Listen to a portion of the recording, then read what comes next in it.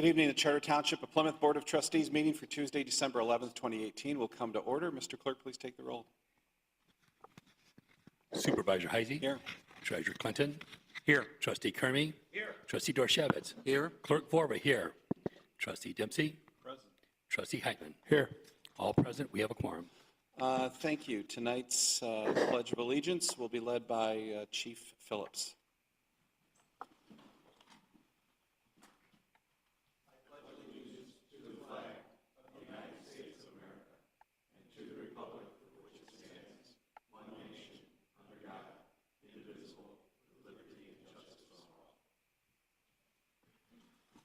Thank you, Chief.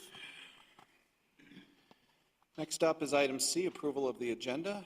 Is there a motion? Mr. Supervisor, Mr. Clerk. I move for the approval of the Tuesday, December 11th, 2018 agenda. Motion has been made. Is there a second? Second. Second by Trustee Heitman. All those in favor signify by saying aye. Aye. Next is item D, approval of the consent agenda. Comments or questions? Mr. Supervisor, Mr. Clerk. I would like to note that in the approval of the minutes, that the minutes correctly reflect that Trustee Heitman and Dempsey were excused in the in that meeting. Okay, very good. I have a couple of questions on the report. Yep. For police, the response time skyrocketed in November. Doubled every month, yeah. And also for the future, you may want to copy the fire department's method of hand numbering the pages so we can refer to the report. But this is on page 1. Yeah. And then there's several page 1s, but Right. So it's page 1s with a graph that's colored.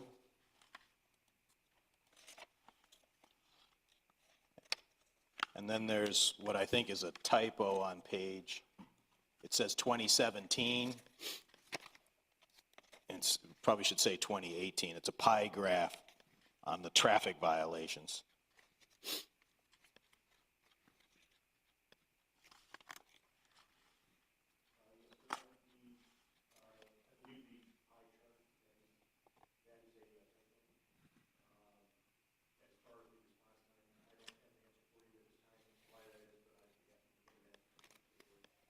Great. Question on the commercial. Does that mean, I thought we were writing tickets in 2018 to try to control this traffic routing of trucks onto the right roads? Does this mean we wrote no tickets, but it says commercial 0? Commercial 0. We were told tickets were being written, so is there a data problem? Is this really, maybe this really is 2017 and not 2018 when we didn't write tickets? I know we wrote tickets in 2018. I wrote several myself. So perhaps this is a 2017. Again, I don't have an answer for that. All right, great. I think it's probably a typo, but I can look into that and get back to you guys. Yeah, so we have 2 questions on that page. Commercial doesn't box because we know that 0 is a wrong number. And I guess let's talk about that now. How are we doing on this truck routing situation, which was all the rage back 6 months ago? Whatever happened? We went out there and enforced it, I would say, heavily, and wrote several citations.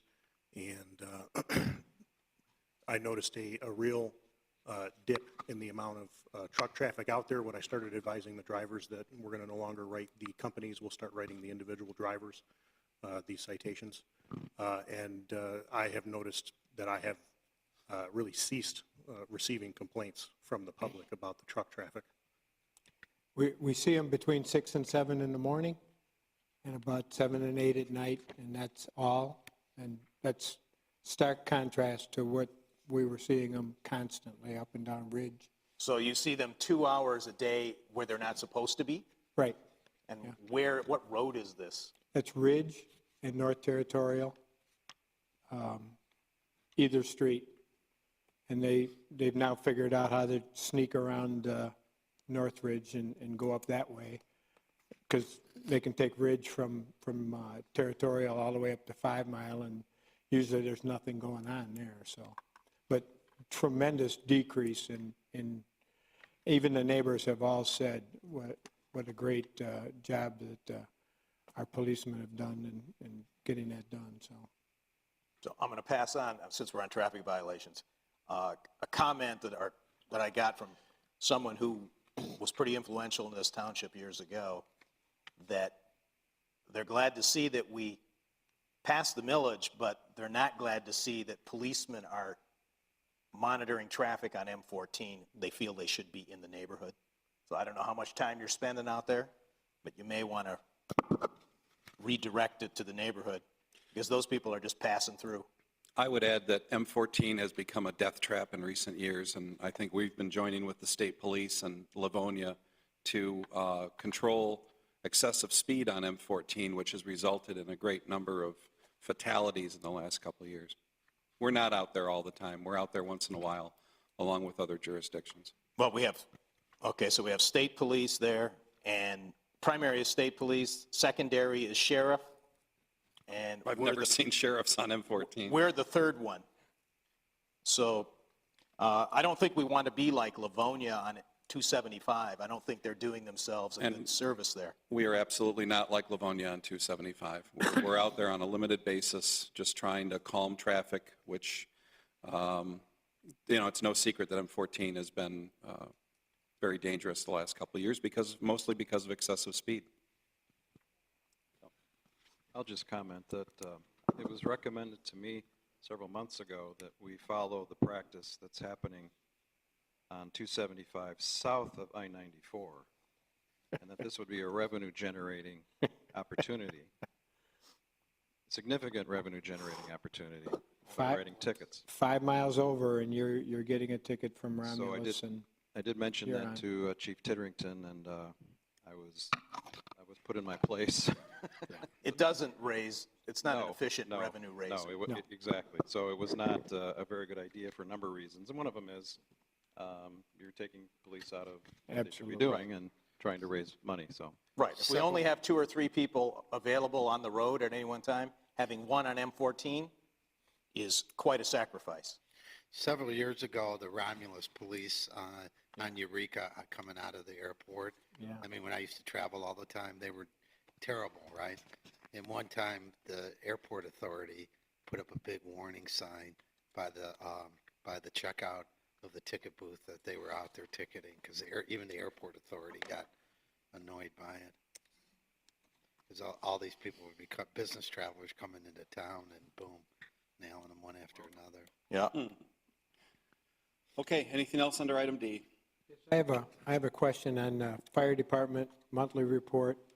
We're now doing mutual aid from HVA as well. We're reporting that. Never seen that one before. That has been one thing that we've been trying to show, is that when we have too many runs going on, we were not properly reporting it to the board, that we would just send HVA on some runs. We figured out a way to do that with our reporting software, so now you're seeing that. So that's what that is on Yep. there, is when we've got too many things going on. Yep, and in most of those cases, and again, that same part of the report, we're in Canton or Northville Township, when we have to say, if HVA is available, just let them know that they're going alone. Okay, good, thank you. Okay, any other questions on item D? Hearing none, I need a motion. Mr. Supervisor, I move we approve the consent agenda. Motion's made by trustee Heitman. Is there a second? Second. Second by clerk Vorba. All those signify by saying aye. Aye. Aye. Opposed? Thank you. Next up is item E, public comments and questions limited to 3 minutes. This is not your only opportunity during the evening to comment. There will be another public comment time at the end of the meeting, and we do encourage questions on individual agenda topics as long as they are germane to that issue. That being said, is there anybody at this time who would like to make a comment? You would? Can you improve the contrast on that? I wonder if we can we kill those lights? Is it possible to? It might, You mean dim them? I think it'll probably, Yeah. it'll kill the whole bank around, everything? yeah. Yeah. Wow. And it would really, it'll hurt our TV coverage as well. Is there anything you can do on the screen, Bob? Yeah, let me play around with it. He'll play around with it. Okay, we're going to move on to item F, new business. You will see tonight a consistent theme amongst all of our agenda items. They all deal with finances and budgets and money. So we have brought Finance Director Cindy Kushner to the dais tonight, giving her plenty of desk space and a microphone to answer questions that you might have, and also so that she can better follow along with anything that appears on the screen. So we're going to start with item F1. This is the 2018 General Fund Budget Amendments. Cindy Kushner, just let us know when you're ready. Okay. To start out with, I'd like to pass out a amended handout.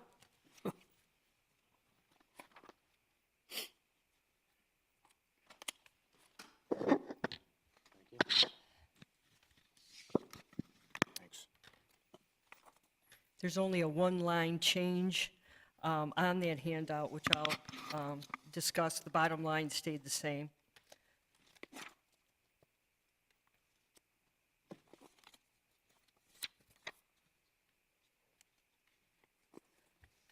So if you look at Exhibit A, the budget amendment report for the third quarter, basically on page 1, I summarized what happened with revenues. There's a column for the original budget we passed, a column incorporating the 2 quarters worth of amendments that we made, and the third column is 2018 projected activity, what we expect things to look like at the end of the year. So the difference between, the projected activity and the amended budget would fall into a budget amendment category. Generally, we're not worried about that on the revenue side of things, but nonetheless, I wanted to show the board, the breakout of our revenues, recurring, fees for services, and non-recurring revenue. And you'll notice we're over budget, which is a good thing in revenue, about 1.2 million, primarily due to the non-recurring items on the bottom of the sheet. The next page, page 2, looks at expenditures or appropriations. And as you know, when we pass the budget, the board adopts the budget based on activity or department level. So this is a schedule of the results of all the different departments. And you'll see that the ones that are highlighted in a black box and highlighted in a grayish pink, those are all the departments whose expenditures went over budget and therefore require a budget amendment.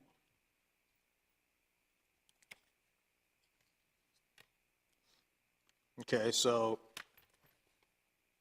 Department 290, 1,089,042. Yes. General operating. Over budget by that amount? And that's because of the $1.1 million that we're going to put in from the City of Plymouth settlement. We're going to put into the pension plan. What date are you going to put that in there? I believe. It's approved, I'm going to do it tomorrow. Tomorrow. So all of those items in the black boxes then have budget amendments related to them on the next Schedule B. And as I mentioned before, generally we don't worry about amending the budget for revenues. But in this case, we had some significant, unusual revenues that came in the third and fourth quarter. So I'm going to propose an amendment for them. And the more serious consideration is the budget amendments for the different expenditures in the departments. And you could see I have them broken down by department with a comment or explanation next to them. Some items were just, we missed the budget by a little bit here and there. The biggest item was that pension contribution that we're going to be making tomorrow. What about the 485,000? Why is Hillside taking so long to close on the land that was the formerly part of Detroit House of Correction? Actually, if we pressed them hard enough and if they hustled harder, we could get it closed before the end of the month. But we are in a situation where we would prefer at this point to have the money in calendar year 2019 as opposed to 2018. And what's the reason for that? Cindy, do you want to explain that? If you look at the bottom of, or the second page of Exhibit A, the net revenues over expenditures, they're already $761,000. And the majority of the expenditures related to that and the $485,000 from the close of that 5 Mile property is going to be spent on asset purchases in 2019. So you So it prefer would that be a it better match. matches? It would be a better match in 2019. So remind me, the 485, that's after commissions? Originally, we were at 700,000 is what we were going to receive. So What that reflects is the court-ordered, wait a minute. Yeah, hold on. That the court-ordered settlement number that we are entitled to is the attorney fees and then what is remaining of the original bond that we used to purchase the property originally. So as of today, that number is about $606,000. And then when you walk out the attorney fees and the remaining costs of the bond, then you end up with the 435. when you As say far the as bond, you mean that was a loan, right? No, that was a bond. Am I correct, Mark, on that? No, It's debt. that was a you can call loan it- from a bank. It's a debt. That's fine. It was It a was not a loan. municipal bond. No. No, it's a loan. But there's about, as Kurt points out, we still have roughly $200,000 remaining to be paid. So when we sell the land, we'll owe Bank of Ann Arbor that remaining $200,000, and then the rest goes in our pocket along with the attorney fees that we incurred. So that comes to that $485,000. The attorney fees are being reimbursed from the sale. Correct. Yes, So it's about 125,000 or something like that. yeah, about 135. So we can only be compensated for the outstanding balance on the, No, whole the purchase entire thing. Yeah. We'll be reimbursed for the entire thing, Yeah. but we still owe. Oh, have to I see. pay the We've bank already back. paid the Bank of Ann Arbor. Yeah, Yeah, roughly $385,000, Yeah. something like that. Yeah. So we would be reimbursed for what we already paid. That plus the legal fees comes to that 485. So we still have principal to pay off at the bank. Correct. which is how much again? About 200. It's about 200,000. So if we want to talk about more of these, when do you want to do it? Right now or? Yep, right now. All right. Supervisory, the 8,764 payout underestimated. Tell me about payout. Payout to who? The Human Resource Director who left, got paid accumulated sick and vacation and all that. And when she left, we accrued the salary and not the payout. You mean not the We sick? paid days? her it, we just didn't Yeah. amend the budget for it. All right. The next one is under Department 209, legal fees for the Kmart facility in Grand Sakwa is what I assume this is the legal work for the tax tribunal where they're seeking a change in the assessment? It was 10,000, now it was 18? It's, when we did the budget, just for the whole assessing area, we budgeted 10,000, and all the work that, I think, Kurt, you can explain it better than I can, the legal part of it, but they've spent, I think, about $5,000 through September, and they expect to spend another $3,000 to the end of the year to close up all the legal fees. I think it's been decided, or... No, the It's a stipulation? no, it was dismissed by Dismissed. SACWA. after we spent $15,000? The entire amount that was budgeted wasn't just for that, that case. We have other legal fees that are relating to other tax Cases, tribunal yeah, other cases cases. that are currently pending. Okay, so SACWA has dropped the case, donated $3,000 to the Raise Your Taxes Fund, and we're done with it? Is that right? We're done. What do you mean drop the case? He said they The dropped case it. has been dismissed. Which case? There was SACWA filed an appeal to Michigan Tax Tribunal, probably earlier this year. Oh, I never knew that. Yeah. Really?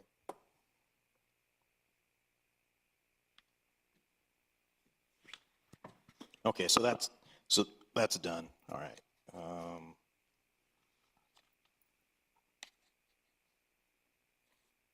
So we go to the next page. Department 265, 7,000 increase for township landscaping enhancements. Yeah, Is that right? yep. It was to serene surroundings for various spring, winter, fall, whatever cleanups they did. Cleanups of the building Building, and Friendship grounds. Station. The building had not received any thorough landscaping, cleanup, and weeding attention since at least summer of 2016. Okay, so most of the money was spent on Friendship Station? No, it was Friendship and here. In all the grounds, township grounds. I guess I'd like to, 7,000 is a lot of money to spend extra, but all right. Well, we looked at it as more of a one-time deal that would at least establish a baseline that then either our people or other outside contractors could fulfill regular maintenance in the future. But it had really been neglected for about 2 years, and things were really falling apart, especially at Friendship. All right. 691, Park, $17,000 increase for Sprayscape water. What was the Correct. total bill for Sprayscape water? A little over $40,000, 40,000 for water? yes. And most of the people using that are not Plymouth Township residents. So let's keep that in mind. That's a subsidy again. Most people who use the golf course aren't residents either. That's my point is, I bet there's more people from Plymouth Township using the golf course than using the Sprayscape. How do you know who's a resident who uses the Sprayscape? How do you know that? How do you know that? Well, let's find out maybe. I've tried to find out with everybody. No one wanted to gather the data. That was years ago. I ask. I don't know Pardon? how you would do that. How could you do it? Pardon? Oh. Anyway, say it again. How much water was it? About $40,000. $40,000. $40,000 for the water. And you have to remember, when we came into office, the Sprayscape was not working properly. Right, we fixed the board. it. We spent about $13,000, $15,000 to fix it, so now it's working properly and uses all the water it's supposed to.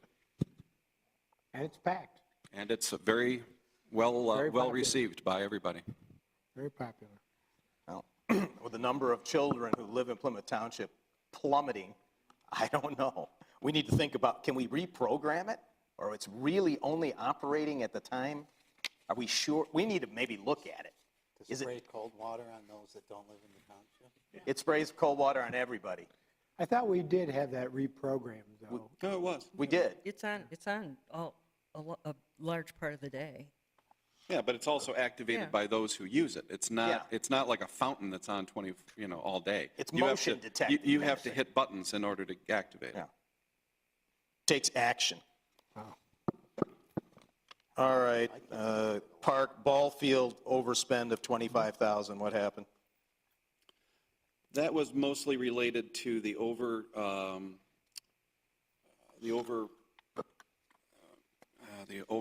on the parking lot lights. The parking lot lights, while they were apparently plumbed for electricity, there were pipes or conduits that ran underneath the parking lot that we thought, the engineers and everybody thought, were empty. but they in fact were full of debris and garbage and rocks and cement and whatnot. And we tried boring through it, and it just, the cost became prohibitive. So the engineers worked their way around it. The lights work, but we're about $13,000 over on the parking lot lights. So what I'm going to do is, in next year's park ask from Wayne County, I'm just going to say, I'll be very straight with them and just say that we experienced overruns in the lighting project, and I'm going to request the $13,000 to reimburse us at least that portion of the overage. I believe the rest of it is the engineering fees and other expenses that were related, that the township incurred as a result of the project. So since you couldn't use the conduit underneath, you had to go around the perimeter? You know, I'm not exactly sure how the engineers pulled that off, but I know the lights work, and they may have just had the string lights or maybe drill a new, I don't think they drilled another conduit. That would have been Expensive. very expensive. So I'm assuming that they laid the wire around the perimeter, or they extended something maybe out of the pavilion itself. We could charge each of the airplanes that land on there. I'm saying, you know, who laid the conduit? I don't know, that whole, Yeah, That but whole still, project. well, wait a minute, it doesn't matter, it's still township contract. If they did something wrong, we should seek some compensation. I don't know who was responsible for oversight of that project. I have some ideas, but it's too late to keep pursuing stuff like that. We've already spent money trying to bring that place up to code. Anything else under item F1? Cindy, or Bob, can you go back to page 2 of this document? this page? No, one more up. Right here, yeah. So, Cindy, if I'm correct, our original budget for expenses was 14.4 million. Correct. And then if you go to our projected finish, which is 15.5, and you pull out the 1.1 million for the settlement, that means our projected final is going to be 14.4 million. Yeah. So we projected 14.4 million, we're coming in at 14.4 million. Am I correct in that? Yep. That's pretty phenomenal. Well, it has to be some luck to have that many budget amendments and they come out to be exact. No, 'Cause they're unrelated. it's skill. Cindy, tell them it's skill. More of an art than a science? I don't know. How hard could it Guessing? be? Yeah, we had somebody doing it for 20 years. It can't be that tough. And doing it wrong for 20 years? Any other questions on item F1? All righty. Yes, Jack? So just to be sure on this $1.1 million payment, we approve this resolution, that's authority to do that tomorrow? Correct. What I understand? You mean make the deposit? Yes, I'm going to transfer the money into MERS. Okay, any other comments or questions on item F1? Any comments or questions from the audience? Hearing none, I would like a motion. Mr. Supervisor, Mr. Clerk. I move that the Board of Trustees hereby adopt Resolution 2018-12-1187, 2019 Charter Township of Plymouth to authorize the amendments to the 2018 General Fund budget. Motion's been made by Clerk Vorva. Is there a second? Second. Second by Trustee Heitman. I guess we'll need a roll call on this. Yes, we will. Clerk Vorba, yes. Trustee Kermy. Yes. Treasurer Clinton. Yes. Trustee Heitman. Yes. Trustee Dorshevitz. Yes. Trustee Dempsey. Yes. Supervisor Heisey. Yes. Motion carries. Thank you. Next is item F2. This is the 2018 Special Revenue Fund amendments for the Federal Drug Forfeiture Fund budget. Police Chief Tidrington cannot be with us tonight due to a family commitment, unexpected. So Lieutenant Kudra is here, and if Lieutenant Kudra probably should come up to the podium and answer any questions that we might have. I know that I would prefer if Cindy can get us started on this, and then Lieutenant Kudra can answer any of the detailed questions that may arise. So Cindy, take it away. Okay. So if you look at the budget amendment report for the Federal Drug Forfeiture Fund, you'll see again the revenues and appropriations, same type of column structure. We budgeted $298,000 of drug forfeiture money. We only received $220,000. So we were below budget in revenue. On the appropriation side, though, we budgeted $226,000 and we spent $244,000, requiring two budget amendments. One for the purchase of ammunition that we did not originally budget for, that can be paid for with drug forfeiture funds, and for $14,000, the big security camera project that we were doing in the dispatch and lockup area was over budget by about $14,000. Okay, any questions or comments from the board? Any questions for Lieutenant Kudrow? Any questions or comments from the audience? I'm looking for a motion. Mr. Supervisor, Mr. Heitman, I move that the Board of Trustees does hereby adopt Resolution 2018-12-11-88 to authorize the amendments to the 2018 Federal Drug Forfeiture Fund budget. thank you. Is motion made by Trustee Heitman. Is there a second? Second. Second by Clerk Vorva. And Mr. Clerk, please take the roll. Trustee Dempsey. Yes. Supervisor Heisey. Yes. Trustee Dorchevitz. Yes. Trustee Heitman. Yes. Treasurer Clinton. Yes. Trustee Kermy. Yes. Clerk Vorba, yes.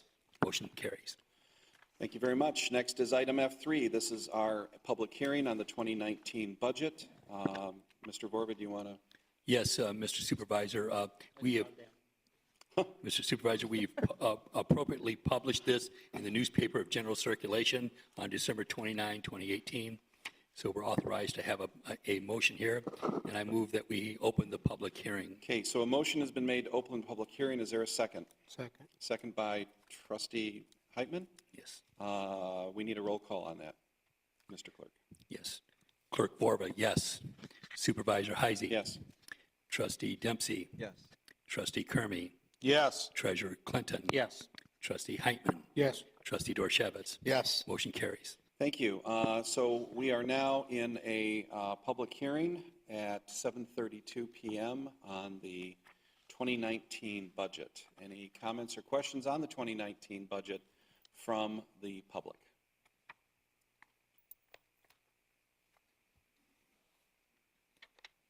Hearing none, do we have any? I would just recommend that the board reserve their comments until item 4, if you don't mind. Any other comments or questions from the public? Hearing none, I need a motion to close the public hearing. Mr. Supervisor, Mr. Clerk? I move that we close the public hearing for the 2019 budget. Motion has been made to close the public hearing. Is there a second? Second. Second by Trustee Heitman. Mr. Clerk, please take the roll. Trustee Dempsey. Yes.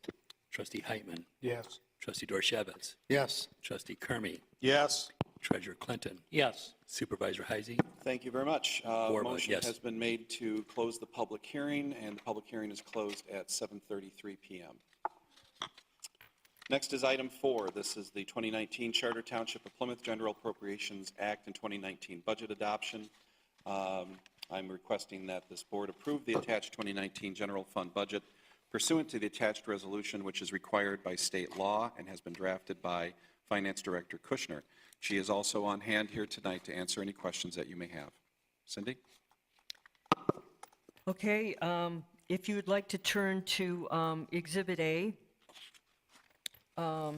page 1 of Exhibit A, dealing with our budgeted revenues, you'll see on this schedule columns showing the activities for 2016-17, our original 2018 budget, the projected activity from the amendment schedule that we just adopted, and then our 2019 recommended budget. Again, on the revenue page, I have it broken out by recurring revenue, fees for service, and non-recurring revenue again. So again, at the bottom, you'll see we still have a significant amount of non-recurring revenue we're expecting in 2019. When you go to page 2 of... Do you want questions from that page now, or you want to wait? Let's let her finish up, Okay. and then we'll do questions. Okay. When you go to page 2 of Exhibit A, again, I have the appropriations listed by activity or department, because that is the way this board adopts the budget. So these are bottom line numbers for each of these departments. You will see for 2019, after we have many of the expenditures that we've all talked about, the fire truck, the ambulance, et cetera, we're looking at net revenues over expenses of about $133,000, giving us a fund balance of about $4.9 million. And then on the bottom, just so we don't get too excited about that number, thinking that's available for spending, I've listed all the restrictions on the bottom, showing that our net spendable fund balance is about $3.5 million, which is about 20% of our expenditure level, which is, in the range of what is recommended. So Chuck, if you have any questions? Yeah, let's go back just to page 1. The revenue of $9,190,000 is 32% above 2018. That's the property taxes, is that correct? 32% increase? I didn't do It's a that. large number, I just want to make sure it's correct. Well, if you take 2018, which is, call it for round numbers, 7 million, the new millage will bring in an additional 2.1 million. That brings you up to 9.1 million.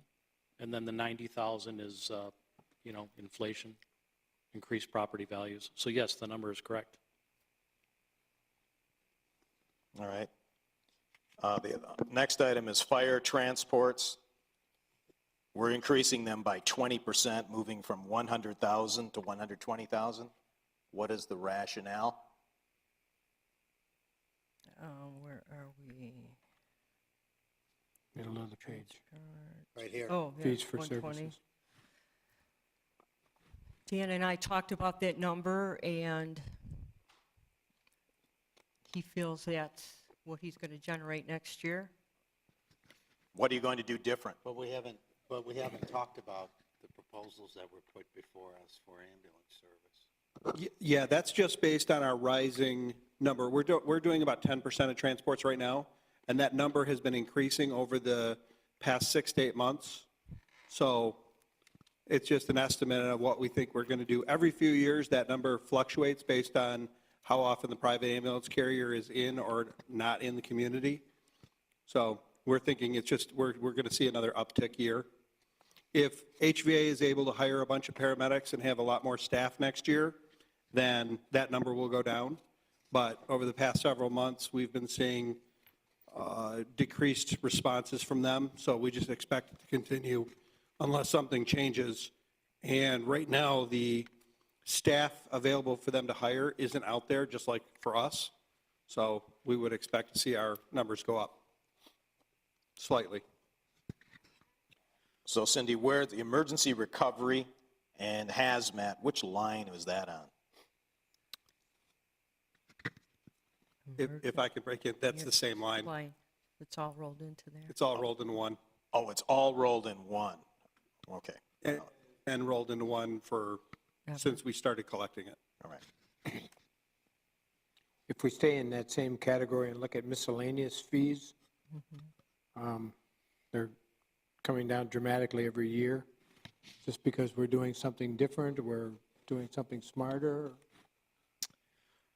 I think it's the way that you have categorized things, The revenues. Cindy. Yeah, these are revenues. So we have generally in that grouping now, we put passport fees in there, police alarms, police reports, things like that. In 2017 and 18, well, 2017, we had, a lot more in police alarms, and then we started not collecting them anymore, and now we're back to collecting. We've had kind of a, different things happen to different line items that ended up in that category. We've broken things out and too now to we've- better yes. reflect where fees are being collected and where they're being spent. For Right. example, the building department is a big one. Legal expenses and fees that are now being charged to the building department rather than just hanging out there someplace. That's the right answer. That's what I was Yeah. hoping you were going to say, yeah. Under non-recurring revenue, Wayne County Road Initiative, 245,000. Is that that's at the sidewalk gap program? Yes. Yes.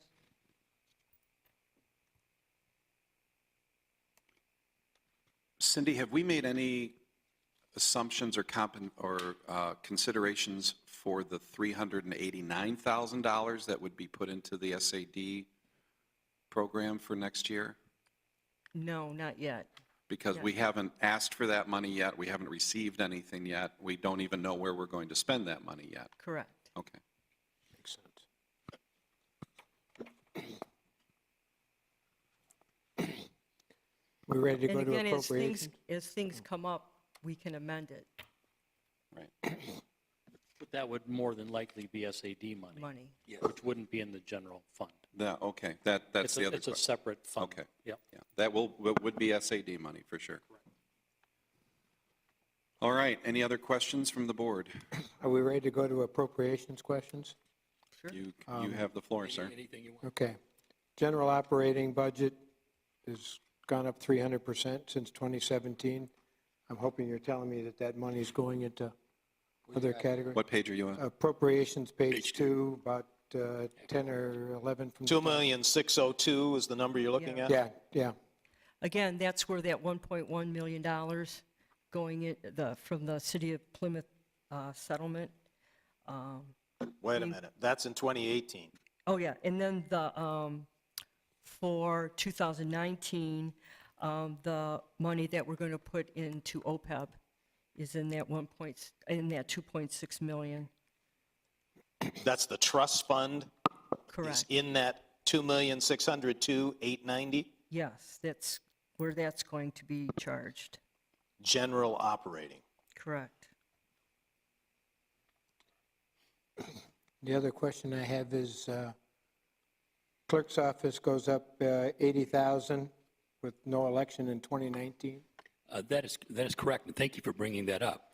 One of the things that you try to do in management, I'm sure all of you know, is that you try to learn from experience. And what we have learned over the past couple of years in this experience where we took very seriously some of the trustees' comments about having part-time employees doing certain functions, and we took that very seriously, and we had scheduled 2 part-time people to help us in the clerk's department. What we found out in trying to accomplish that goal was that it's hard to get people to work the amount of hours and times you need, especially during election time, and in order to accomplish all the functions that you need. So what you're going to see in that is that one of those positions is proposed to be a full-time person. So you're going to have Full-time for elections or full-time for accounting? full-time for the clerk's department, but part of that is going into elections. Because in reality, you do election work even when there's no elections. You have people registering, unregistering, and so what we did was to try to appropriately take a portion of that person's time and apply it to elections, and the other part to regular clerical functions. And what we found out in our attempt to just have part-time people, we hired a person that we thought was going to work out great, and then when it came time to do the duties of elections, the person refused to work. And You so mean they didn't want to work overtime? they didn't want to work any overtime whatsoever. And so what we determined was that in order to instill in a commitment from those people, that it was going to be best to have them as a full-time person with benefits. And that's what's reflected in here. We think that's in the best interest of the township, and we think it's the best interest to run the department. But then you go from 2016, which was a presidential election of 510,000, up to 2019, which is not a presidential election, to 662. And that's a very good question. I'm glad you pointed that out, because as you realize, state law has changed. We've had several changes in election laws, and what we don't know is what we don't know. They're going to have to promulgate new rules and new regulations, and we're going to have to train for those things. I'm going to have to be retrained. Sandy's going to have to be retrained. The other people in the department are going to have to be retrained on all of the changes that are occurring in the elections forum of the state of Michigan. And quite frankly, we don't know exactly what those are going to be. But what we do know is it's going to cost us more money. How many FTEs do you have right now, full-time equivalents? There is just Sandy, there is Cindy, and Diane right now. And then, so you have 3 FTEs plus how many part-times? Or We have 3 full-time? and 3 part-time. So you have 4.5. Are the part-times half-time? You, Yes. Sandy, You Diane, have Cindy is 4. 4.5 FTEs. Yeah, so Sandy, Diane, You, well, if you count me, then, Yeah. but I'm just talking about Yeah. besides me, I have Okay. 3. And what we had budgeted in 16 was those people plus 2 part-time in the clerk's department and 2 part-time under Cindy in the accounting. That's what was registered. But not including you, you have 4.5 full-time equivalents, FTEs, because you have 3 half-time and 3 full-time. Right. Right, so that's 4.5. So what does this number take you to in terms of FTEs? It takes me, it changes one of those part-times to full-time. And it goes up that much, $80,000? Yeah, yes, because you're going to have raises too. I mean, You're comparing which number, 583 versus 583 to 663? 662. yeah. Pardon? To take a part-time to a full-time, goes 583 to 662. 662. That's $80,000. Plus, there's going to be other costs involved. There's going to be other training that's going to take place this year that we know nothing about. Does that include equipment costs? This is going to, it's going to include everything across the board that we're going to need. And listen, there's a little bit of speculation in this. As you recall, last year, when I speculated about how much it was going to cost for elections, and I asked for approval, it got denied. Well, guess what? The costs were higher. And so this is my best guess on what I think is going to be necessary to accomplish the goals of the clerk's department, because the part-time working person did not work out. We tried that for a couple of years. We went through 3 different people, and in the end, the person refused to work and said, wait a minute, I signed on for a part-time position, and I'm not going to work anymore. And we had to then go out and find somebody else who could do that function. And That's a full-time person now that's in there. no, she's No? still part-time right now. Still. I'm proposing that she becomes a full-time person with benefits. But still, you go from 509 in 2016 to 660. Well, that's 16. There's been raises involved those other 2 years, don't forget. That's 30% increase from 16 to 19, right? Yeah, and you've got raises involved in there, and you had other costs involved with equipment. So New this computers. 21,000 for, it's on. We got a Exhibit C. slitter machine. Yeah, and we got, that is in that budget number, that 21,000. And we're going, and we're going to have to, and we're going to have to get a new copiers.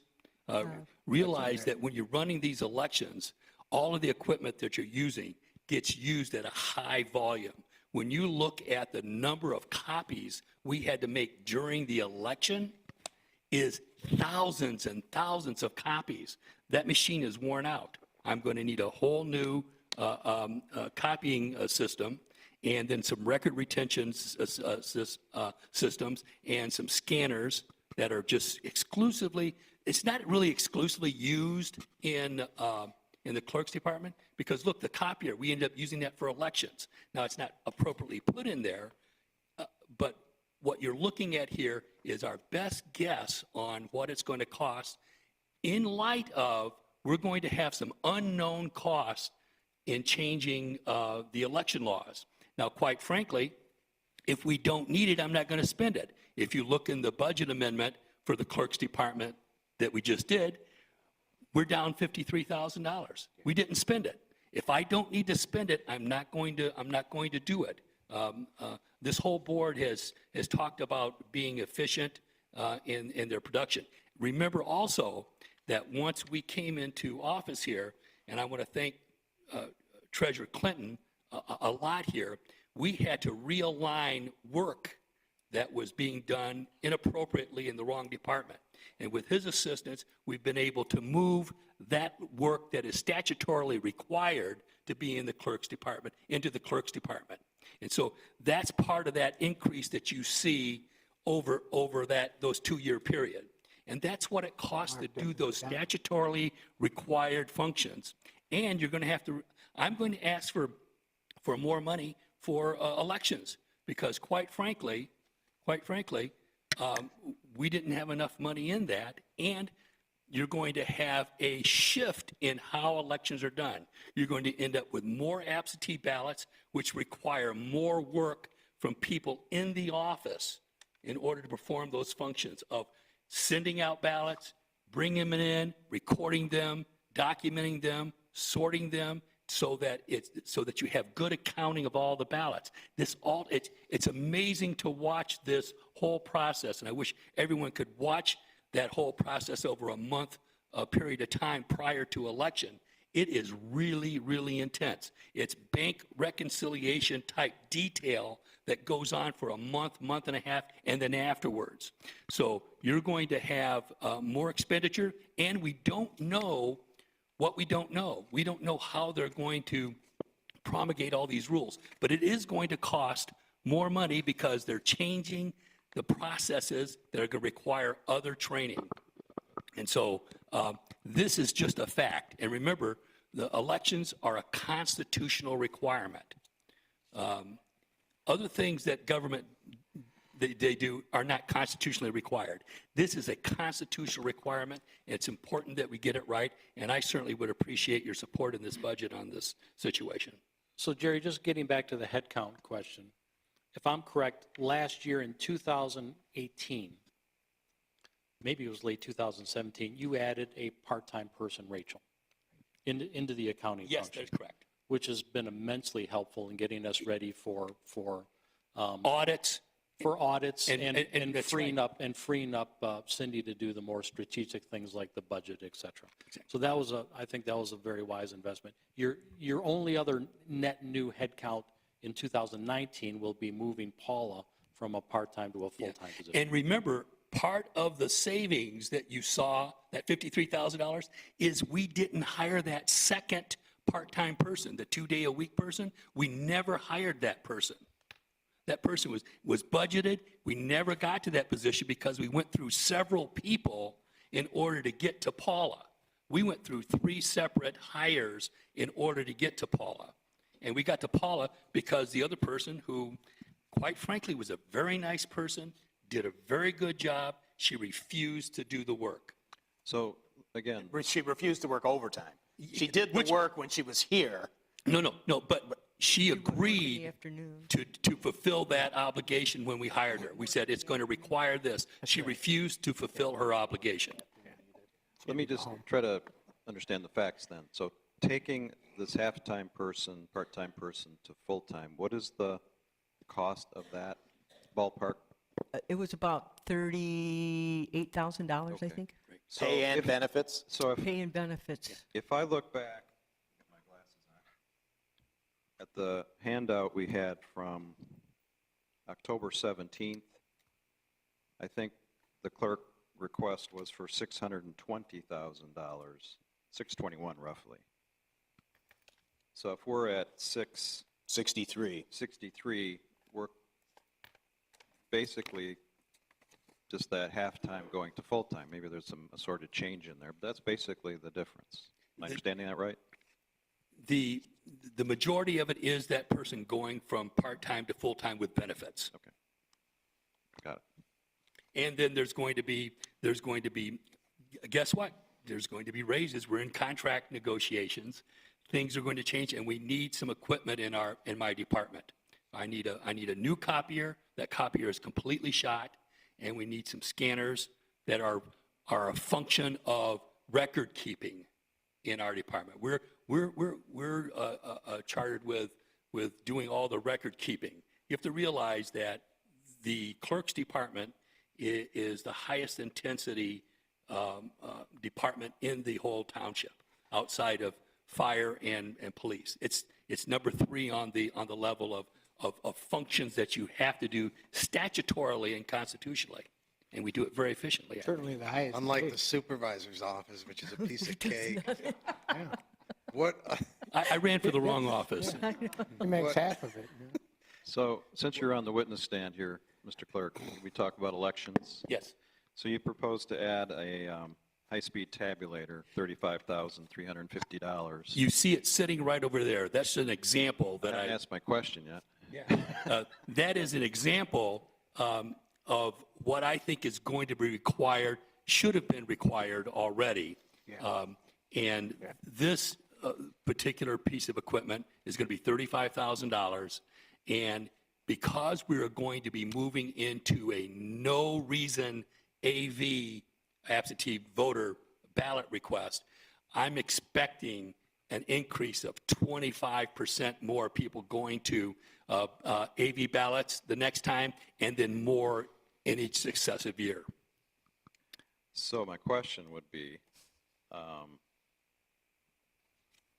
you believe this is appropriate still before the Election Commission has its meeting tomorrow night, because you're convinced that this is necessary for the next election? Absolutely, and thank you for bringing that up. We will have that meeting and hope people do come.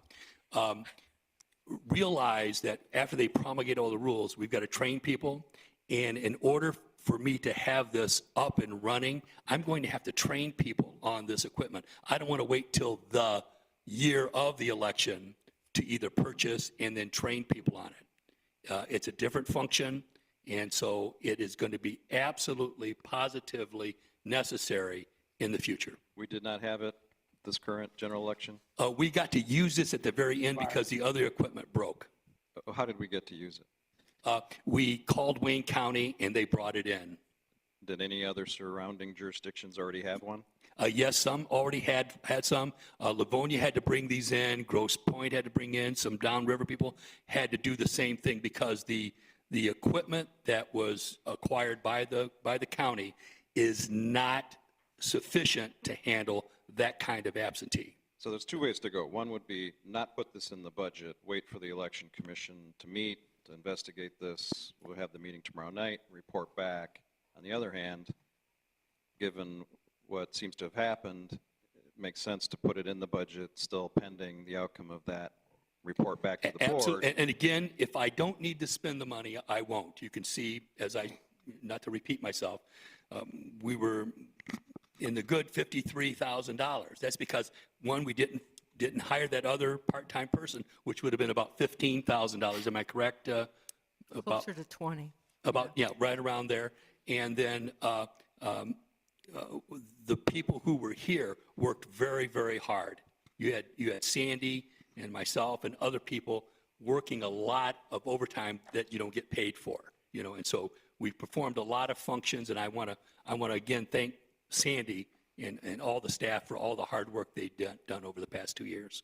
Jerry, one of the advantages of having that equipment in 2019, even though it's not an election year, is so that you can train your people on how it works and do dry runs and whatever, rather than scramble to do it all in February, March of 2020.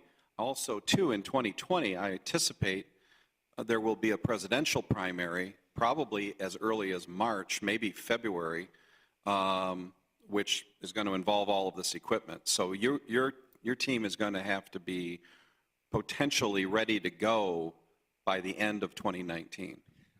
That is correct. And of course, that doesn't mean that someone else isn't going to ask, some other governmental entity isn't going to ask for an election next year. We don't know that. I doubt that will happen. I hope. But I think it's incumbent that your people get trained in time to anticipate either a February or March 2020 presidential primary. That is correct. Two more questions. So you say it's a high-speed tabulator. What does that mean? The tabulators that we have will do 3 ballots a minute, which means they'll do just a little under 200. This is capable of doing 5,000 ballots an hour. Now, that's the speed that it can run. Now, it really won't do that because in order to do the function properly, you put them in bundles of 25. You run them 25 at a time, and then you've got to go and make sure that the count is right, and then you register it each time. So you're doing other works with the mouse and the computer to authenticate what you've run. And so then you run another batch of 25 through, and you do that over and over again. So you're getting somewhere around 1,000 to 1,200 an hour. And then, but there's only one, right? So what if it breaks down? Very good point. I would like two. No. I'm glad you brought it up. What you're going to have to do is have the slower machines also set up as backups for this. Realize, and I don't want to get too much into what we're going to talk about tomorrow, but we had 15 instruments in service this last time. 3 of them failed. So that's 20%. If I put more into service, which I would have liked to have done, and I have that kind of failure, I don't have any more machines. And so, unfortunately, we didn't get to decide to, and I don't want to criticize the county on this. I mean, 63 of the 83 counties selected this particular instrument that we're using for our election. So apparently they have very good salesmen, Dominion does. And so the big selling point on that was that they're accurately reflect the intent of the voter. And they don't allow forgery type ballots to be put in. The old machines we had did 12 a minute, but they would allow, if someone was able to have a counterfeit ballot, they could run it through it. So Dominion was selling, hey, this stops any kind of counterfeiting issues going on. It registers the voter's intent. The downside to that is it takes longer to do the process. Last question. You said in this number, you said, and raises. What were you referring to? Well, just that, we're in contract negotiations. I'm being a realist. For representative. Yes, I'm just being a realist. And I did see this equipment run for about 10 hours as I was watching the difference. And this basically saved, us at least, saved some face as to, we were the last ones to be in the area because we were using the old equipment. This came in and totally saved us. Well, it was new equipment, just that it's slow. Yeah. And it just won't perform. Like I said, the other equipment we had 2 years ago ran 12 ballots a minute. This one these run 3. So Jerry, question, I understand the equipment. Procedurally, right now you have 3 AV voting boards. Right. Would you combine those into one and use the high-speed equipment? Well, what are you thinking about procedurally? Again, that's how you would do that, but then you would have a couple of the other ones backed up in case something happened here they could then take over and receive those ballots we do it like we did before, plus this. But this would be the one we would use unless something happened to it. So you would combine those 3 voting boards into one, basically. I'd have all those. That would be the only voting board. You would still have all the people doing all the functions that you have to do, opening the ballots, recording the ballots, sorting them, making sure that the count is right. There's a lot of accounting that goes on. And so that still takes a lot of time. And realize that the actual counting of the ballots do not happen until you've done that other process first. So even though you may come in at 7 o'clock in the morning, you're probably not counting ballots until noon, because you have to, you do, the state has a process whereby they try to keep confusion of the precincts being mixed up. And so you would do a precinct at a time. Since we've touched on the equipment, could we skip ahead to Exhibit C and have Ms. Kushner talk us through that exhibit, since we're talking about equipment? All right. Exhibit C should be somewhat familiar. This is what I would, pass out to the board as we would look at equipment and maintenance through this whole budgeting procedure. Add things, delete things, come up with the total. So if you look at, I'm sorry I didn't number these, but the last page is page 3. The very top of page 3 is the total equipment and major repairs that we expect to spend in 2019. So what I did on this last page is I backed out all the non-routine type expenditures, big expenditures that would be expected to be paid out of the increased millage. So when you take all of those out of that one, excuse me, when you subtract those out, they're worth 1.6 million. You subtract that out of that top number of almost 1.9 million. It shows that for regular type equipment and maintenance, things that you would expect in the normal course of operations, out of that 1.8 million, we're really spending 230,000. And the 230,000 is summarized on the bottom, called non-routine expenditures, of all the things we expect to do around the township without millage, additional millage money. So I've done my own math here. I hope I'm somewhat right. If we look at the top items, communications and fire, and for the moment, leave the sidewalk gap program out. So that's 1.3488 million, right? All those numbers? Mm-hmm. Back up at the top, Jack, are you? Yeah. Yeah, starting from the dispatch equipment 3 positions and running all the way down to the stuff at Station 2. That's 1348800. Right. If I do my math right, my cell phone calculator's right, that's 72% of the 1.879555. So roughly 3/4 of this is for public safety. Do I have that right? Yeah, if you did. You took that all the way down to the sidewalk gap program, is that what you? I've only left Yep. that one off.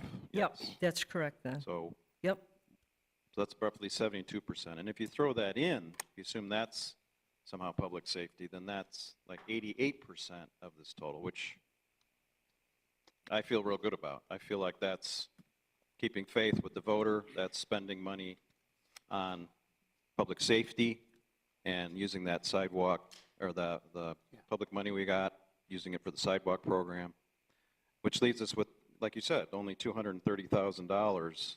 Bob, could you go to that page? Because you're on a different page. It would be, last page of that, it would be the last page, This last page, last page of Exhibit C. right there, Page 3, yeah. right there. Right there. Okay. So, Thank you. but And then Jack, you just still got to- to add in that 300,000, Jack. When you get to your total routine expenditures of 237.55, I got to put the sidewalk gap back in there, right? Because you took it out of above. Yeah, I'm just trying to figure a out percentage. the proportion of what we're spending things on, and it's either 72% without the sidewalk gap, you're putting that in the bottom category, or it's 88% if it's in the top, that's all. Okay. Which is a dramatic, to me, it's a dramatic statement of we're spending money on public safety. Now, if you look at the bottom, the 230, 1/3 of that is information systems. It's the 72,000, and I have no idea how to And that go through budget, that, but maybe you do. well, that budget has, I had already cut Yeah. a great deal out of Yeah. the department head's proposed budget. And of that 72,000, I am not a computer person, but I believe at least 2 of those 3 items are one-time occurrences, or at least an initial hit that would have to be maintained over time. But those are essentially one-time Right, occurrences. it's the conversion to the Office 365 But and, that's recurring, isn't it? Isn't that a month, isn't that a? Well, there's maintenance subscriptions, and there is ongoing and things, then but there's a yeah, I think, Bob, I think that the bulk of that cost occurs in 2019, and there's clearly maintenance and upkeep and licensing that's going to go on for years. But the big hit on those particular items is experienced next year. The IT director wanted more. We basically deferred a few more of his asks for the future. Yeah, if you look at Because we couldn't page afford it. 1 of that schedule, Bob, the very first grouping is for information systems, and you will see that their ask was for 221,000, you know, and we eliminated 149,000 to come down to the 72, and you can see there what the 72 is made up of, the Yeah. new server The and Office 365, though, that's a subscription. for though, right? 3, yep, Yeah. yep. So that's going to recur, I think he said, that over the next 3 years, 3 or 4 years. It's about $15 a month.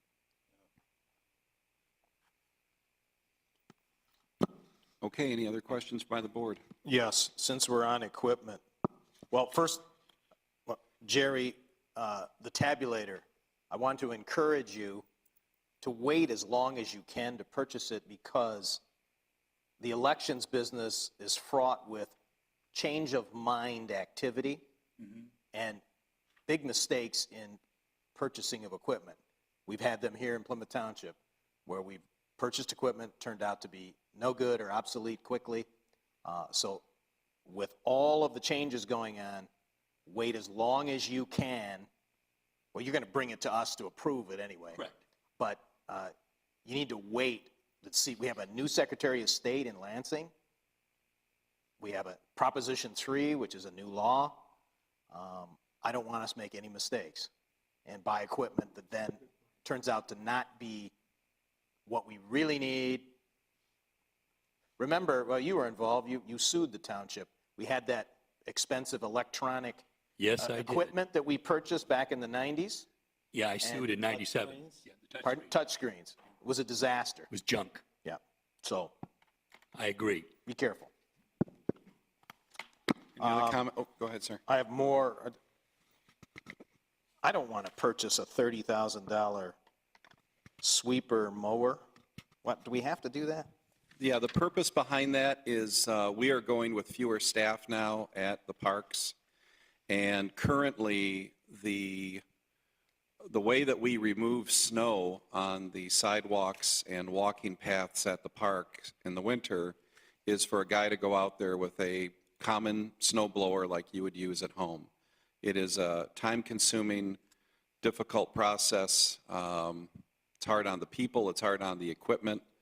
So this machine would allow us to whisk off or shovel off the snow with this four-wheel device.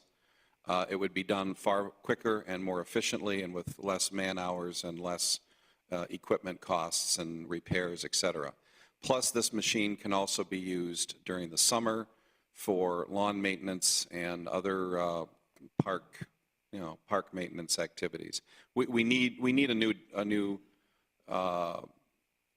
I hate to call it a gator because that always conjures up bad memories around here, but we need something along those lines to replace outdated equipment. And while this is a big expense, we are hopeful that it will recoup our money in terms of fewer part-timers, because we are going to have fewer part-timers, and also less wear and tear on existing equipment like snow blowers. So we really need to have somebody bring in a one-pager to show us what's the savings, what are we doing, what brand of machine is it? We're not buying this just because it's put in the budget, right? It's going to come back here? It would have to, because it would be over over the our 15,000. It would be over our budget, our purchasing policy amounts. We've looked at a couple different devices, and this is park staff, so that would be Eric Anderson and Steve Rapson, Mark Lewis, Bob Antal. They've been researching it, and they would have some recommendations on what we would want to purchase. But we'll have to do it fairly quick before the snow really starts to accumulate. And I would also anticipate, Chuck, that if we privatize park maintenance down the road, for example, with a golf course, a new golf course manager, that this equipment could be purchased, sold, bartered, or whatever, to be used by the new private operator. All right, next question is, do we really have to clean the snow off these sidewalks in the park? Yeah, I mean, it's a liability issue. We demand it of our own residents on No, but it's a park. It's not a sidewalk. public thoroughfare. But we have people who jog, walk in through the park year-round, and the winter is no different. They go out there after the snow, and they expect it to be shoveled and neat, and so they can jog and walk. What? They expect it, but you know the doctrine, what's it called? What a reasonable person would see if you're running and there's ice. There's no guarantee that you're not going to slip. I mean, that's not our job to have a clean running track. Well, I mean, we have a responsibility to the users that expect to have a reasonably clean jogging and walking track, and you know. Park open, we basically have to do. Yeah, I mean, the park is open year-round, so we go out there and we shovel it off. We shovel the sidewalks off on Ann Arbor Trail. Yeah, I see that. That's a thoroughfare. Yeah. That's a road. But Yeah. I'm talking about interior. Yeah. Man, I would think about this. I'm more amazed about the guy sitting there with the entire and- snow blower and doing the whole thing. That's the way we're doing it now, which is outrageous. Anyway. Well, what'll happen is if it's more than 4 or 5 inches, they won't be able to brush it off. Yeah. So that's why I want to see what these gentlemen are proposing.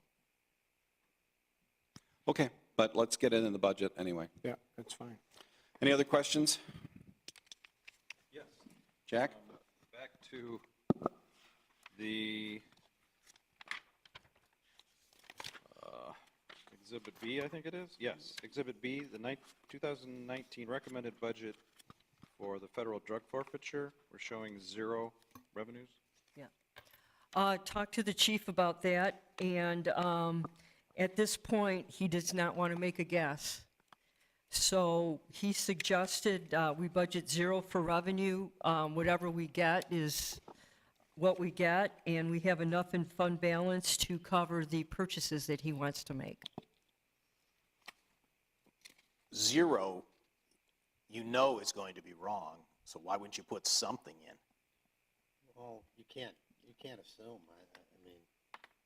Yeah, we're going to be wrong right off the bat, yeah. We'd rather be pleasantly surprised than disappointed. Which fund balance that eventually we have to get to 0 anyway? I mean, we can't just, you're supposed to spend this money on. Right. Yeah, so carrying a balance is a bit, what's the right word? Inappropriate. Well, Fraught with implications. Right, we are at, a projected fund balance of, $300,000, and you have to remember, in 2017, we weren't allowed to spend anything. Yeah. So the money's accumulated. Yeah, I mean, it doesn't align with the spirit of the laws, what you're. Yeah. Oh, right. Okay? Which line item has the non-represented pay raises? There's none in There the is none. budget. Not So budgeted. you're not budgeting for that? The only increases we put in there are the ones that, under the current contracts, because of their step increases. No, I'm But talking there about was- non-represented, non-union. Nope, none. No, All right, so how are we None. going to handle that? budget amendment. All right. Yeah, well, that I- comes first. I would like to have input publicly or into what the raises are, a little different than we did this year, maybe. We had some input, but if we're going to hand out raises, probably need to do it right up here in front, not just administratively. That's my thought. That's what I'd like. Yeah. But you want it administratively? Yeah. I do. I mean, I think it's fair to the employees. I don't think it's fair to have the non-union employees come forward before the board for a review, whether that's positive or negative. I think that's rather intrusive and not necessary. I mean, I think as supervisor, it's incumbent upon me to interview, rate, and review the performance of the non-union personnel. I can communicate my findings to each of you. I know that under the Freedom of Information Act, an employee can request confidentiality in the disclosure of documents if he or she requests it as part of an annual performance review process. So, we do have certain legal restrictions that we have to follow. And again, the public policy behind it is to obviously reward people who are performing well, also recognize those who are not living up to performance standards, but also do so in a way that respects their privacy. And I think that's even more important in a public body like this, that we're not calling people forward for what could be very awkward or unappealing types of reviews. Well, it also saves, if I'm not getting a raise, does that assume that I'm not doing my job? So it prevents that from happening too. So that's, Yeah. What do you mean? That's the assumption a rational person would make. If they didn't get a raise, that they're in jeopardy or that somebody thinks they're overpaid for what they do. Well, they could be, at the top of the market. absolutely. Right. They could have got a raise last year. They could have, We've had people a lot who of are other at the reasons. top of scales. We've had people who have been elevated or promoted during a particular calendar year. I don't know of too many people, maybe Mike Mitchell, but I don't know of too many people who get hired and then get a 3 or 4% raise, a couple months later. So we had certain individuals who this past year who were promoted but didn't get a raise. They're probably going to get something next year, but we don't want to guarantee that or give the appearance that that is something that is an expectation. Good. Any other comments or questions by the board? Any other comments or questions by the public at this time? I have a question about the lawn. Right now, we're doing private lawn service, mowing everything except the township park, correct? Yeah, we have a We're going to new, continue that next year? yeah, we have a new vendor that we're using, and it's at a much reduced rate, and he seems to be doing okay. So you have budgeted for that Yeah. correctly? Yeah, it's in the park budget. And bear in mind, we do not anticipate a major landscaping expenditure like we did this year. I have to stress that there had been neglect on this building and Friendship and possibly the fire station as well for about 2 years. And we had weeds, we had overgrowth, we had some of the other landscaping features, dividers, et cetera, that were gone, that had been uprooted, and things were looking pretty shabby around here. So I would like to, I'm assuming, and I'm kind of talking to Cindy when I say this too, I mean, I'm assuming that those are one-time expenses that now can be maintained, even if they're maintained again by Serene or somebody else, that it's not going to won't be be at that $7,000. level of expense. And I know at Friendship, we had a lot of problems with some of the wooden bollards and bumpers that had been uprooted, and it was in pretty bad shape. All right, any other questions from the public? Just a quick comment. So this budget is going to put $133,000 to the bottom line. That's after putting $1.2 million away into a healthcare trust fund and purchasing a new fire truck and purchasing a new ambulance and purchasing new dispatch equipment. I think that's a tremendous accomplishment. Since you brought up the trust, Thanks to the voters who made it possible. and the taxpayers of Michigan who gave us a lot of grants. Okay, the other taxpayers. And Mark. Question, since you brought this up, Mark, the next week, are you bringing forward something on the OPEB, the report that we have to approve, or the mitigation plan, or whatever it is? No, so we were formally informed that our waiver that I'd brought in front of the board 4 weeks ago or something like that was denied, which means we have to file a corrective action plan with the state. We have 6 months to do that. So I still haven't really started that yet. We have till roughly the end of May to submit that. So since we're thinking about budgeting, you just brought up, jogged my memory, I want to work on the cost side of retiree benefits. So I'd like you to include that maybe in our mitigation plan, and we should start talking about the cost side right away. I mean, in the first of the year. The two big ones that are two easy ones you could do immediately.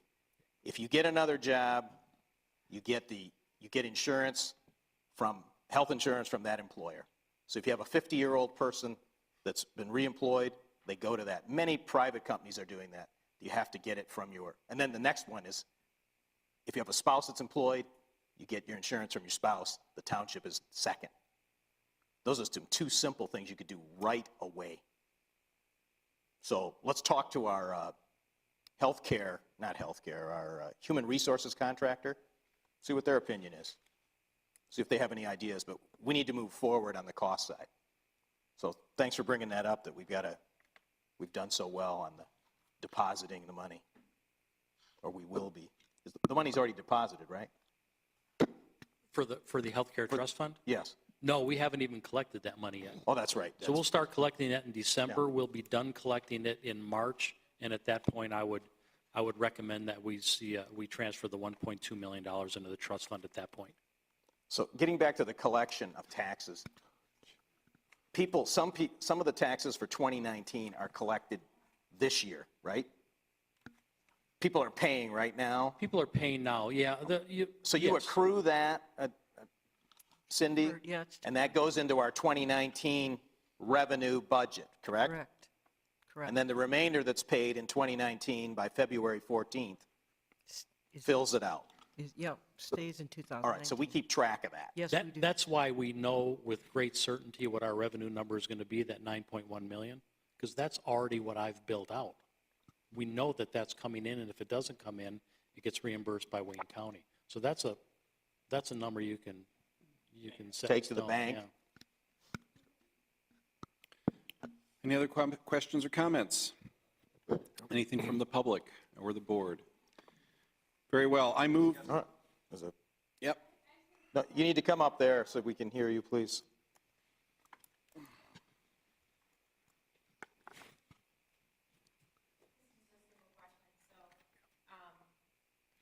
I also agree with $40,000 for a space gate to be kind of a lot for a township to pay, because essentially that's a charity, right? So maybe there would be a way to do that less expensive and save the residents. That's all. Okay. Thank you very much. I move that the Board of Trustees does hereby adopt Resolution 2018-12-11-89, the 2019 Charter Township of Plymouth General Appropriations Act, and the 2019 budget as outlined and attached in accordance with the terms and conditions contained therein. Is there a second? Second. Second by Trustee Heitman. Mr. Clerk, please take the roll. Yes. Trustee Dempsey. Yes. Trustee Dorshevitz. Yes. Trustee Heitman. Yes. Treasurer Clinton. Yes. Trustee Kermy. Yes. Clerk Borba, yes. Motion carries.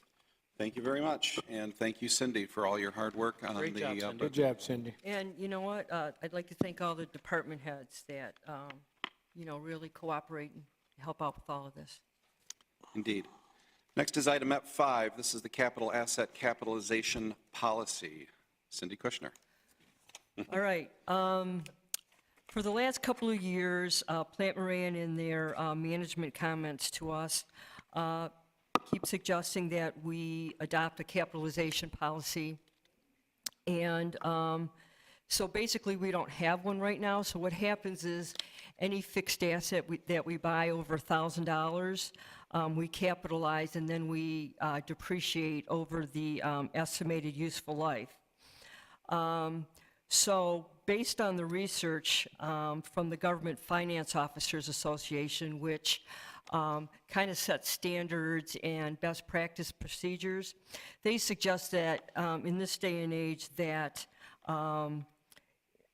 that level of capitalization does not go below $5,000. It's a cost benefit.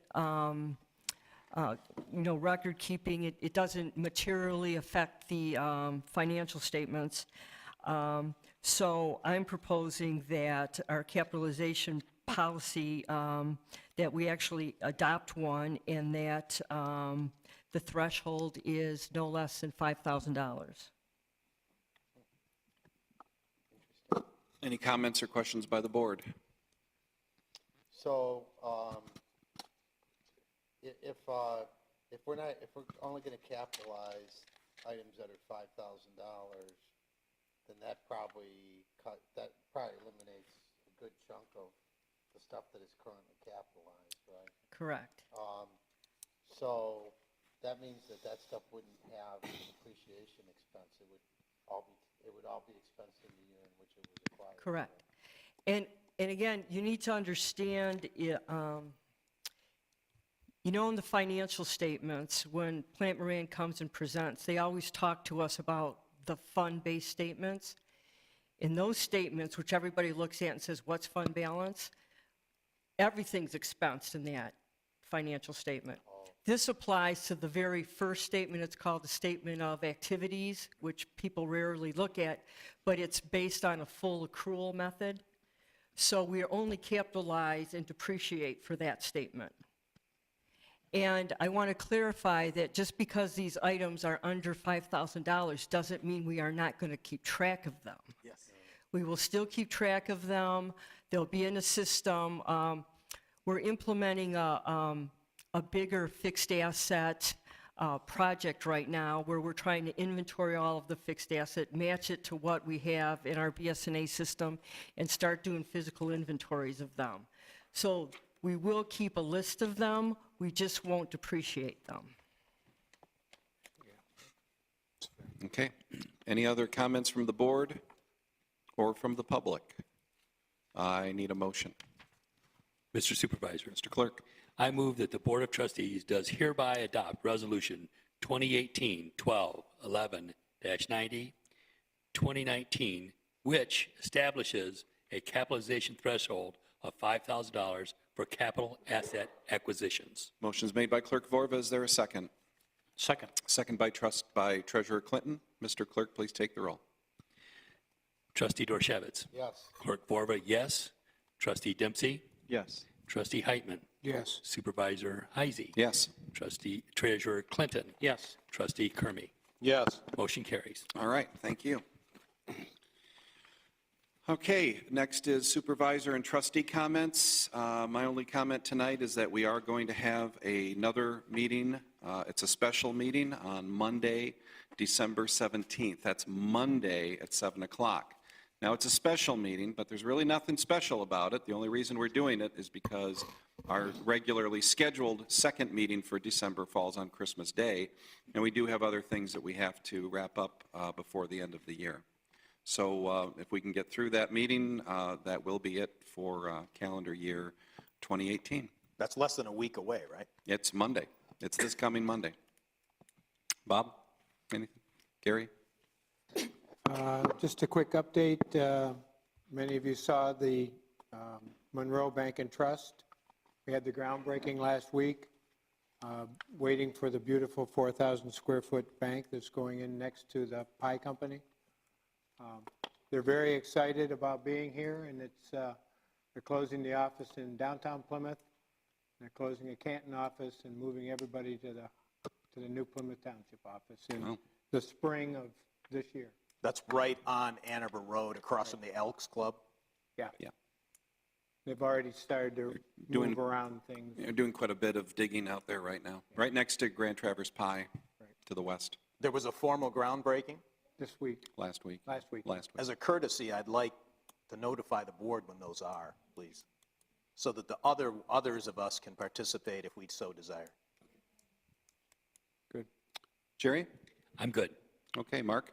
I'm good. Jack? I just have one item in the continuing saga of our electric distribution system reliability. So, two things, actually. One, we had another power outage last Saturday morning at 12:59 a.m. in major portions of the township, including my neighborhood. And almost coincidentally, on November 21st, the Michigan Public Service Commission concluded its docket when it looked into this issue of distribution reliability. And it's a fantastic order. It's almost 40, well, it is 40-some pages. I could read it to you or summarize it, but I'll just give you. Summarize. We're not quite to 10 o'clock yet. I'll read you the ordering paragraph because that's the key one. So here, I know you're with bated breath, you're wondering what our state regulators are doing with regard to distribution reliability problems. And here's what they're going to do. They ordered Consumers Energy and DTE Electric to file by June 30th, 2020, the next versions of their 5-year distribution investment and maintenance plans. Congratulations. Sense of urgency. So I the fi- feel- So the plan could say nothing, as long as they filed it. Well, I feel so much better. I mean, a year and a half from now, we'll have them file plans. And I'm sure everyone here in the audience would probably want to applaud that action, that this is what we're getting from our regulatory apparatus in our capital city. Thank you very much. It's what happens when you have a monopoly situation, no competition. They don't have to perform. Chuck? Question for you, did your whole house generator come on, and how many seconds did it take? And what was the cause of the outage? Is that foible information? I'm not sure it is. Yes. It did come on. Yes, I do have now a whole house standby generator. It worked amazingly well, and I knew there was an outage because it came on. And looked up and down my street, and everybody else seemed to be dark other than the other 3 people who have their own generators. So that's one option, I guess, is to invest your own funds in your own local distribution network that is much more reliable. it turns Off the out. grid. Off the grid, yeah. In your own bunker. And so, thank you for asking. And What caused the outage? Did they tell us? I can't really verify that. I did see on social media someone say that they were told by the utility that it was equipment failure. Not a tree falling on it. That was not the explanation on that particular social media post. And I would note that that night was not a snowy, Blowy. windy night, so it was rather perplexing. All right, Chuck? You guys can't be sleepy bears yet. Sidewalk gap timing plan. Kurt, when do you think Dave's going to have that so we can cook on that? Because time goes by fast. Well, Dave Richmond did send everybody a draft of where are the areas that are going to be covered, cost estimates. Felrath and Dave Richmond are in the process right now of securing the necessary documents for a bid to secure a contractor in 2019. We would like that contractor, in order to save money, to do the sidewalk gap program, because we are going to have a sidewalk replacement program next year as well, not to be confused with the gap program. So we'd like that person to do the gap program, the replacement program, maybe some of the non-CDBG funded projects at the park, maybe even some other concrete work that needs to be done around the township. So they're working on that. They're going to get that out probably in January sometime, and then we'll hire a contractor.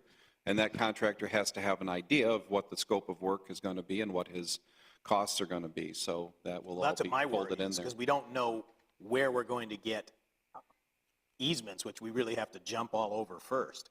Well, a jump all over is That's a one critical thing. I mean, path. it is a factor. It may be a prohibiting factor in some of the cases, but we are hopeful that once residents are contacted and are aware what's going on, that most of them will cooperate.